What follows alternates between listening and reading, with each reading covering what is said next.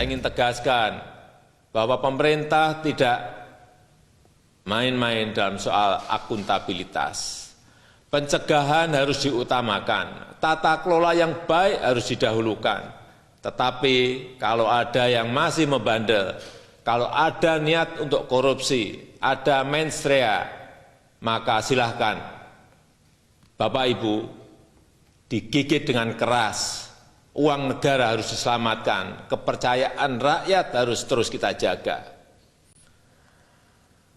Tugas Bapak, Ibu, dan saudara-saudara, para penegak hukum, kepolisian, kejaksaan, KPK, penyidik, pegawai negeri sipil adalah menegakkan hukum. Tetapi juga saya ingatkan, jangan menggigit orang yang tidak salah. Jangan menggigit yang tidak ada mens rea. Juga jangan menebarkan ketakutan kepada para pelaksana dalam menjalankan tugasnya. Terima kasih pemirsa, Anda masih bersama kami di Editorial Media Indonesia. Bang Eman, tadi kita sudah barusan dengarkan apa yang dikatakan oleh Presiden Joko Widodo. Pemerintah itu tegas sekali, jelas sekali untuk menyelamatkan banyak hal termasuk bansos. Tapi kan pertanyaannya begini Bang, di dalam editorial pun dikatakan bahwa data di banyak daerah itu justru masih belum akurat. Nah ini bisa jadi nanti kepala daerah yang ingin menyalurkan akhirnya menjadi salah karena data yang dipakai ya juga salah. Bagaimana itu Bang? Ya, sebetulnya kan gini Bung Leo. Memang bagaimana niatnya dulu. Oh. Jadi kalau sebetulnya para penyelenggara negara ini niatnya memang baik, niatnya memang ini kan dana kemanusiaan ini kan. Betul. Ini kan penanggulangan bencana COVID-19 ini kan, ini kan langsung berarti dana kemanusiaan. Yeah. Mati atau hidup ini. Nyawa ini. Nyawa ini. Nah, jadi artinya memang kalau niat dari para kepala daerah, niat para penyelenggara negara memang mau menyalurkan ini kepada yang berhak, maka walaupun data yang carut marut atau karut marut itu masih bisa terselamatkan. Bisa disesuaikan atau diperbaiki begitu bisa ya? diperbaiki sambil jalan kan. Pertanyaannya memang kalau kita lihat contoh-contoh yang ada di ada beberapa kabupaten itu dulu kan, yang jumlah kilonya pun dikurangin. Beras yang disalurkan mestinya 10 kilo, ternyata setelah ditimbang kan ada kan anggota DPR dari Partai Nasdem dari Medan itu yang sampai marah kan. Karena begitu ditimbang kurang 2 kilo gitu kan. Masing-masing berkurang 2 kilo. Berkurang 2 kilo gitu kan. Nah, Anda bisa bayangkan. Mungkin superminya misalnya 5, 4 gitu kan dan sebagainya. Nah, ini yang sebetulnya yang menjadi kekhawatiran kita bersama. Tapi Presiden kan sudah mengingatkan kan akan saya gigit. Betul. Bahkan Ketua KPK bilang hukum mati. Tapi sebetulnya nada-nada keras ancaman seperti ini kan kalau orang Medan ini kan gertakan-gertakan ini sebetulnya dari dulu sudah ada. Sudah ada, memang aturannya begitu ya? Ya nggak tahu. Ya sebetulnya hukum positif kan mengatur sampai hukuman mati kan. Ini bukan aturan yang baru ada sekarang. Bukan. Hukum positif pun mengatur. Kalau ada koruptor bisa diancam hukuman mati kan. Tapi faktanya kalau kita lihat berkaca kepada bencana alam tsunami di Aceh dan terakhir kemarin di NTB, rata-rata orang yang memalingi dana bencana alam itu rata-rata hukumannya rendah kok. Oh gitu. Nah, di sini yang tidak nyambung. Presiden menyatakan akan saya gigit, Ketua KPK mengatakan hukuman mati, tetapi di ujungnya mungkin di ujungnya bilang, udah kan, emang gue pikirin loh, yang vonis kan saya, kan. Lu beraja ngomong lo, sampean hukuman mati, gigit, terserah. Tapi ketok palu kan saya nih. Nah, ketika ketok palu ini dibuat begini, hukumannya rendah. Nah, itu menjadi soal buat kita.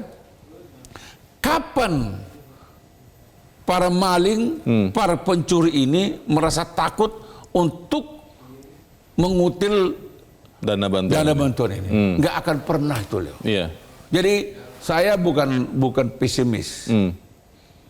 Ya, saya tetap berharap mereka takut. Tapi saya sudah membayangkan nanti di ujung ini, ketika diaudit, pasti banyak yang hilang ini dana kemanusiaan ini. Kenapa abang bisa mengira atau merasakan seperti itu? Dari pengalaman yang ada. Ini kan bukan pengalaman baru buat kita kan. Jadi ya coba kan, dana bencana alam tsunami di Aceh itu dikorup. Iya, pada saat itu padahal sangat dibutuhkan ya. Sangat dibutuhkan. Ini kan, coba ini. Ini kan saya bilang sama kau.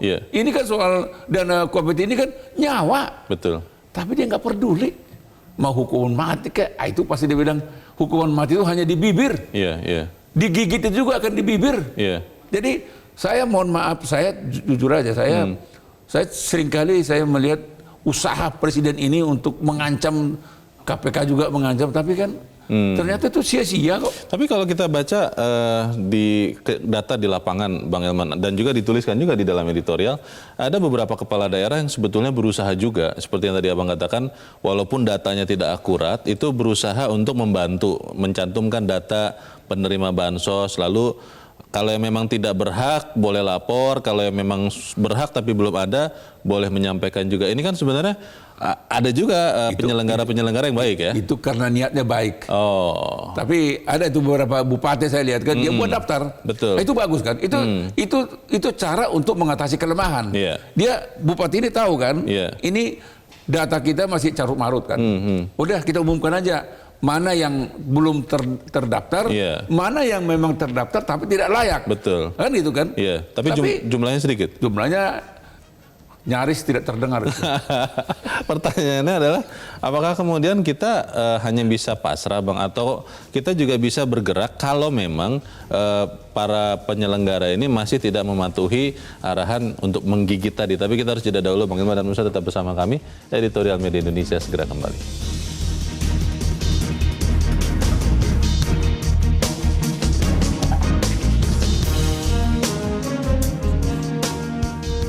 Terima kasih pemirsa, Anda masih bersama kami di Editorial Media Indonesia. Terkait dengan data ya, Bang Elman, itu kan sesuatu yang konon katanya di Indonesia ini yang tidak berhak bisa dapat, yang harusnya berhak malah tidak mendapat. Nah, pertanyaannya adalah, kalau memang kemudian ancaman dari pemerintah Presiden Jokowi, KPK itu tidak efektif di lapangan, apakah kita hanya tinggal bisa pasrah atau ada yang bisa kita lakukan sebagai anggota masyarakat?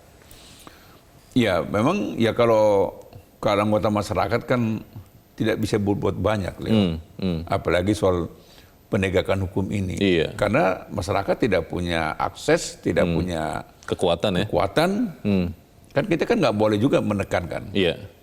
Nah, memang kembali kepada yang saya sampaikan tadi itu kan soal niat kan. Nah, disinilah sebetulnya yang kita harapkan para penegak hukum ya jaksa, ya hakim, ya polisi, ya penegak hukum yang lain juga, marilah kita sama-sama mencintai Republik ini, mencintai rakyat ini. Jadi ketika rakyat sekarang terancam nyawanya, ya kalau boleh semua kita juga ikut merasakan itu. Betul.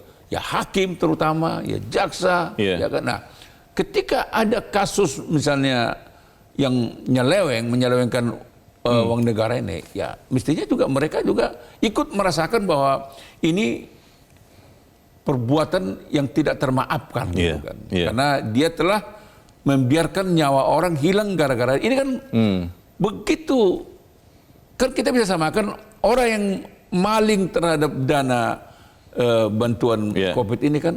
Sebetulnya kan sama halnya dia dikategorikan orang yang mencabut nyawa orang kan. Pembunuh juga. Dia pembunuh sebetulnya. Karena mestinya uang itu untuk menyelamatkan orang ini. Betul. Tapi karena dia malingin, orang ini nyawanya tidak terselamatkan kan. Gitu kan. Masalahnya mungkin karena dia tidak berpikir hal itu, Bang. Yang penting adalah bagaimana kantongnya bisa aman. Jangan-jangan mengatakan juga saya ini korban COVID juga, saya perlu juga mendapatkan bantuan ini. Tapi kita coba tanyakan kepada anggota masyarakat, Bang Elman, bagaimana sebetulnya kita bisa menyelamatkan nyawa rakyat dengan bansos yang tepat sasaran. Kita sudah terhubung dengan pemirsa Metro TV di Jambi, ada Pak Ramadan. Pak Ramadan, selamat pagi. Selamat pagi, Mas Leo. Pak Elman Saragih, terima kasih. Pagi. Silakan Pak Ramadan, bagaimana Pak nyawa rakyat di tangan bansos nih dan Pak Elman, masyarakat sudah jenuh dengan apa yang ada ini. Harapan masyarakat saat ini Pak Herman adalah media massa untuk melindunginya ditipu oleh pejabat-pejabat yang ada di daerah itu Pak Herman. Oh. Selain dari media massa, mungkin masyarakat tidak berharap banyak Pak Herman. Ada kantor desa yang dibakar oleh masyarakat, kesal dengan perilaku kepala desa, yang dapat bansos itu ada PNS, ada orang kaya punya mobil, dan orang-orang miskin ngamuk Pak Herman. Jadi menurut saya, marilah media massa menjadi obor di tengah masyarakat yang bisa melindungi masyarakat. Kami bukan tidak percaya kepada aparat hukum, bukan Pak Herman. Tapi media massa bisa melindungi rakyat dari rakusnya para pejabat yang menghantam duit rakyat itu. Marilah media massa kita galakkan untuk melindungi masyarakat dari serangan-serangan korupsi yang luar biasa ini Pak Herman. Mohon Metro bisa masuk ke kabupaten dan ke provinsi, melihat langsung bagaimana sebenarnya perilaku pejabat di daerah Pak Herman. Baik. Terima kasih Pak Ramadan di Jambi untuk pendapat Anda. Selamat pagi Pak. Di belakang Pak Ramadan ada Pak Abdul Wahid di Palembang, Sumatera Selatan. Pak Abdul Wahid, selamat pagi. Selamat pagi Pak. Selamat pagi Pak Abdul Wahid. Bagaimana Pak pendapat Anda Pak? Silakan Pak, singkat padat saja. Pak Abdul Wahid Pak. Iya, silakan Pak. Ya, ini masalah bantuan COVID nih Pak. Iya. Iya, katanya itu kan selama COVID ini ada 3 bulan berturut-turut. Iya, tapi kenyataannya udah nongol sekali sebelum Lebaran itu sampai sekarang nggak ada beritanya lagi Pak. Oh, Pak Abdul Wahid mengikuti, mengawasi atau ikut menyalurkan bansos atau seperti apa Pak? Kita masyarakat Pak. Oh, oke. Iya. Udah tuh Pak, yang saya mau tanya lagi Pak. Yang masalah BTS Pak. Masalah apa Pak? BTS, bantuan tunai sosial. Oh, oke. Nah, itu kan kalau di tempat kita ini ada 4 RT Pak ya. Malah cuma 1 orang yang dapat Pak, 100.000 itu. Oh. Dan itu pun datanya tahun 2015 Pak. Data 2015 ya, berarti belum terupdate ya. Baik, Pak Abdul Wahid, terima kasih Pak untuk masukan dari Anda. Saya harap juga pihak-pihak yang berkaitan bisa memperhatikan ya. Terima kasih. Di belakang Pak Abdul Wahid ada Pak Izar di Cilegon, Banten. Pak Izar, selamat pagi. Selamat pagi Pak Leo, Pak Herman. Selamat pagi Pak Izar. Silakan Pak, pendapat Anda Pak. Ya begini, ada yang penting adalah keterbukaan bagi pemerintah. Pemerintah harus terbuka, walaupun sekarang sudah new normal, bukan berarti bahwa COVID sudah selesai. Bahkan masih naik terus, sehari rata-rata 1.000 kalau tidak salah ya. Jadi masyarakat itu betul-betul diberi penjelasan agar disiplin terus berlaksana. Kemudian di pihak pemerintah sendiri, ingat bahwa bantuan ini masih sangat penting. Jangan coba-coba mau dikurangi dulu sekarang. Ya harus ada target sampai kapan. Kalau menurut saya sampai Desember pun harus menurut saya. Jangan ada pemikiran akan dikurangi 50% dulu sekarang. Karena banyak sekali yang prasejahtera sudah menjadi miskin, yang miskin apalagi tambah miskin. Jadi masyarakat di bawah itu harus jelas bahwa saya ini akan terima sampai kapan gitu. Kalau sekarang belum tepat, ya masih ini. Kemudian harus berpositif thinking lah. Mungkin tadi ada penyelewengan di beberapa daerah, tapi berapa persen itu? Sehingga jangan sampai karena ada kecurigaan terus bantuan sosial dikurangi ya. Silakan cari sistem yang bagaimana cara pemerintah untuk mengawasi, apakah itu intelijenkah yang diturunkan dan untuk melihat siapa yang bermain-main di situ ya. Saya kira demikian Pak Leo dan Pak Herman. Baik, terima kasih Pak Izar di Cilegon, Banten. Selamat pagi Pak. Sangat konkret yang diusulkan oleh Pak Izar, Bang Herman. Tapi pertanyaannya adalah bagaimana kemudian kan pemerintah kalau kita dengar sempat mengatakan bahwa akan memperbaiki data sambil jalan begitu ya. Tapi apakah itu dilakukan? Tadi ada sinyalemen, kita bilang sinyalemen karena belum tahu juga benar apa tidak. Konon katanya bantuan sosial hanya diperoleh 1 kali saja. Bagaimana Bang? Nah ini kan kalau menurut saya kan pernyataan seperti ini kan pastilah ini ya bisa benar bisa salah juga kan. Kita nggak tahu juga nih. Harus diverifikasi. Harus diverifikasi. Tetapi kalau kita simak tidak hanya Pak Abdul Wahid yang ngomong ini. banyak orang juga bicara tentang ini. Jadi baru 1 kali, bahkan ada yang belum dapat kan gitu. Kan. Itu tadi yang Bung Leo katakan karena carut marutnya data kan. Nah tadi bahkan yang Pak Ramadan bilang di sana justru yang dapat banyak juga PNS, orang-orang kaya. Jadi orang yang tidak berhak. Nah inilah sebetulnya pentingnya konsolidasi di daerah. Kan? Konsolidasi ya bupati, ya wali kota, ya camat, ya lurah, kepala desa kan. Mestinya mereka ini kan harus konsolidasi. Kalau memang data carut marut, ya coba segera diperbaiki atau buat transparan aja.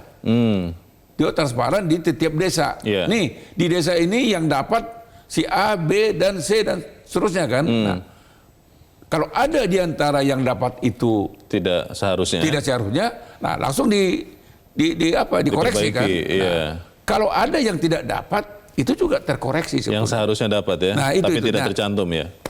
Tapi kalau data itu katakanlah tidak transparan, bagaimana bisa masyarakat mengawasinya kan gitu. Jadi benar, ya mungkin juga Pak Ishari tadi katakan ya, jangan gara-gara khawatir dimalingin lalu bansos ini ditutup semua. Loh, kalau saya lihat angka yang sudah dijanjikan pemerintah untuk dana bantuan COVID ini kan sekitar 405 triliun kan. Jadi bukan jumlah sedikit. Betul. Menurut saya kalau jumlah ini betul-betul sampai ke sasaran, menurut saya apa yang diharapkan oleh Pak Ishar tadi itu pasti terpenuhi, dan pemerintah juga menurut saya tidak akan serta-merta mentargetkan ini selesai nih. Menurut saya sih pasti pemerintah akan melihat perkembangan kan. Melihat kondisi di lapangan. Kondisi di lapangan. Masyarakatnya masih demam nggak? Kalau masih demam pasti dikasih obat kan. Tapi kalau masyarakatnya sudah tidak lagi demam, untuk apalagi dikasih obat kan. Kalau diusulkan tadi Bang Elman oleh Pak Izhar juga harus disampaikan sampai kapan bansos ini akan ada. Tadi usulan dari Pak Izhar sih, kalau saya merasa sampai Desember pun ini harus ada. Itu lebih baik disampaikan seperti itu, ada batas waktu yang jelas, atau ya mengikuti perkembangan saja, bagaimana? Kalau menurut saya itu kita nggak boleh. Pemerintah juga pasti udah punya hitung-hitungan kan. Jadi pemerintah ini kan nggak bisa kita bohongin kan. Karena dia punya staf, punya ahli untuk mengukur tingkat kesakitan yang ada di masyarakat kan. Tadi saya contoh misalnya kan, kalau hanya sudah flu biasa, ya suruh aja dia misalnya minum air hangat udah pasti bisa. Betul. Apa kan? Kan nggak perlu lagi dia dikasih obat kan gitu kan. Jadi menurut saya tidak juga sesederhana yang katakan Pak Ishar tadi itu. Tapi yang penting menurut saya tiap sen itu janganlah dimalingin gitu. Pertanyaannya adalah tadi ada sampai dikatakan juga oleh Pak Ramadan, beliau sampai berharap kepada media massa katanya. Apakah sebegitu tidak bisa diharapkannya para penyelenggara? Kita akan bahas di bagian berikut. Bang Elman dan Musa tetap bersama kami. Editorial Media Indonesia segera kembali. Terima kasih pemirsa, Anda masih bersama kami di Editorial Media Indonesia. Kita di bagian akhir dari diskusi kita pagi ini. Bang Elman, kalau kita bicara tadi Pak Ramadan sampai mengatakan berharap kepada media massa untuk kemudian mengawasi bansos. Saya jadi berpikir apakah media massa yang harus menggigit seperti yang tadi disampaikan oleh Pak Jokowi. Bagaimana itu, Bang? Ya, fungsi pers juga kan mengawasi kan. Salah satunya. Salah satu. Tapi kan mengandalkan pers untuk mengawasi sesungguhnya ya pasti juga nggak bisa terlalu berharap banyak kan. Memang yang utama sebetulnya kalau saya bisa memaknai apa yang dikatakan oleh Presiden, begitu juga Ketua KPK, sebetulnya kan kalau Presidennya sudah menyatakan saya gigit katanya kan, mestinya para menterinya juga harus merasakan hal yang sama kan. Kalau para menterinya merasakan hal yang sama, para dirjennya juga harus merasakan yang sama. Demikian sampai ke eselon terbawahnya. Demikian juga kepada misalnya itu juga harus berlaku gigitan itu kan message kepada gubernur, kepala daerah kepada bupati, itu kepada wali kota, kepada camat dan seterusnya kan gitu. Nah, demikian juga itu juga message juga kepada para penegak hukum kan. Kan nggak mungkin presiden menggigit kan. Yang menggigit itu kan Iya. penegak hukum kan. Iya. Nah, intinya sebetulnya kalau semua para penyelenggara negara ini ya melaksanakan fungsinya, ini bisa terselesaikan. Iya. Kenapa negara lain bisa? Iya. Kan kita selalu bilang, wah itu karena Cina, karena itu otoriter, Totaliter ya. totaliter itu karena Vietnam, itu karena jangan terus mencari pembenaran gitu. Excuse terus Excuse ya. Alasan terus. Alasan. Memang etosnya. Di sana itu memang etikanya Iya. terjaga. Iya. Di negara yang sudah maju, mereka malu sampai dianggap maling. Iya. Bahkan kalau di negara-negara yang sudah maju, dia terindikasi aja, kayak Mundur Jepang itu. misalnya, Iya. dia langsung mundur. Iya. Iya. Kalau di kita kan, saya ini kan tergantung ya kalau Iya. apa ya. Menunggu. Kan belum inkrah kan. Ya, menunggu kekuatan hukum yang tetap. Tetap inkrah. Nah, dan inilah senjata para koruptor-koruptor, para maling di Indonesia ini. Iya. Nah, ini yang mestinya juga dibudayakan, terutama pimpinan partai sebetulnya kan. Jadi para ketua umum partai ini Iya. punya tugas berat sebetulnya. Karena sumbernya dari situ ya, dari partai ya. Ya sumber dari presiden kan dari partai. Betul. Kepala-kepala daerah juga. Kepala daerah itu kan dari partai. Iya, Kan? Nah, iya. makanya saya berharap banyak sebetulnya. Jadi kalau ada orang yang berani mendirikan partai, partai politik, maka dia harus bertanggung jawab. Iya. Karena di balik daripada keberanian dia untuk mendirikan partai itu, ada tanggung jawab untuk bagaimana menciptakan penyelenggaraan negara yang betul-betul berwibawa, Yang bersih. bersih dan jujur. Kan? Iya, iya. Jadi sebetulnya tumpuan harapan kita adalah kembali kepada para pimpinan partai. Tolonglah ciptakan dan percayakan kepada kader-kader yang terpercaya, Iya. yang jujur untuk menjadi kepala daerah, Iya. menjadi menteri, Iya.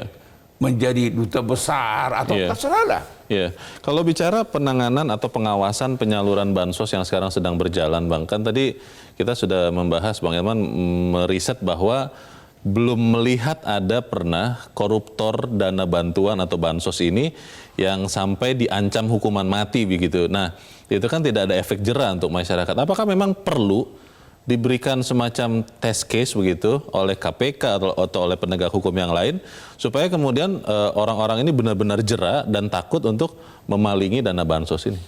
Dulu eranya Pak Bismar Siregar masih aktif jadi hakim. Iya. Era itu pemerkosa itu selalu kadang-kadang susah dibuktikan, bahkan hukumannya rendah kan itu. Oh, Kalau saya nggak keliru, untuk pertama kali ketika Pak Bismar Siregar almarhum memponis itu pemerkosa 15 tahun katanya gitu. oh, Nah itu sempat juga. efek jera ya. Lalu ketika Hakim Agung Altijo. Artijo itu jadi Hakim Iya, Agung kan. iya. Itu ketakutan orang untuk Banding kasasi kan. atau kasasi, iya. Kasasi kan. Iya, kasasi. Waduh, merinding. Koruptor takut itu. Udahlah, Gitu ya? udah kita sampai di sini saja.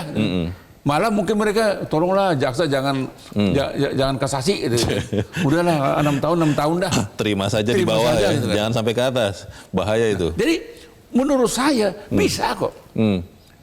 Memang pertanyaannya kenapa setelah Artijo Alkostar tidak jadi Hakim Agung, lalu nyali orang untuk kasasi ke Mahkamah itu, waduh, Meningkat. bukan membanjir.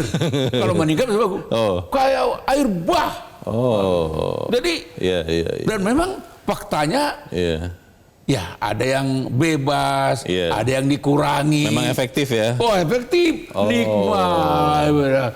Aduh, Pak Artijo ngapain terlalu lama dulu jadi Hakim Agung gitu. Ya masalahnya tapi kan kalau kita mengandalkan kepada figur, Bang. Ya, Lembaga-lembaga ini apa gunanya? ya maksud saya kan gini loh. Saya sama sekali tidak bermaksud untuk mengevaluasi Mahkamah Agung. Oh, oke. Nah, tetapi faktanya Iya.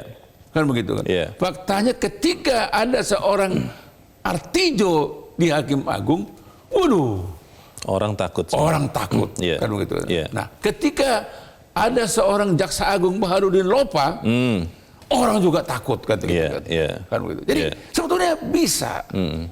Bisa tuh. Jadi saya tidak yakin tidak bisa. Pertanyaannya mau nggak? Oke. Nah di sinilah sebetulnya harapan saya penyelenggaraan negara ke depannya ya Presiden. Tolong mari sama-sama kita ketika para DPR ya memilih hakim agung ini, pilihlah seperti Pak Artijo. Jangan pilih seperti Elman sama Leo. Karena kita takut ya. Kita dua pasti ke laut lah. Karena kita dua juga masih doyan. Kita doyan. Doyan bansos atau doyan apa? Doyan segala-galanya. Yang tidak doyan hanya Pak Artijo aja gitu kan. Semoga kita bisa sama-sama menyelamatkan nyawa rakyat supaya bansos itu jangan sampai dipotong. Bang Elman, terima kasih Bang sudah hadir di tempat ini. Selamat pagi Bang. Terima kasih. Pemirsa, kita berharap instrumen pemerintah seperti Badan Pengawasan Keuangan dan Pembangunan juga bergerak aktif untuk mendeteksi penyelewengan, penyaluran bansos yang tepat sasaran dan tepat jumlah ibarat nyawa, bukan hanya bagi rakyat dalam kelompok miskin dan rentan, tapi juga untuk keberhasilan pengendalian COVID-19. Penularan bisa dihambat, nyawa rakyat bisa diselamatkan kalau kita benar-benar menyelamatkan bansos. Saya Leonard Samosir, terima kasih Anda sudah menyaksikan. Selamat pagi.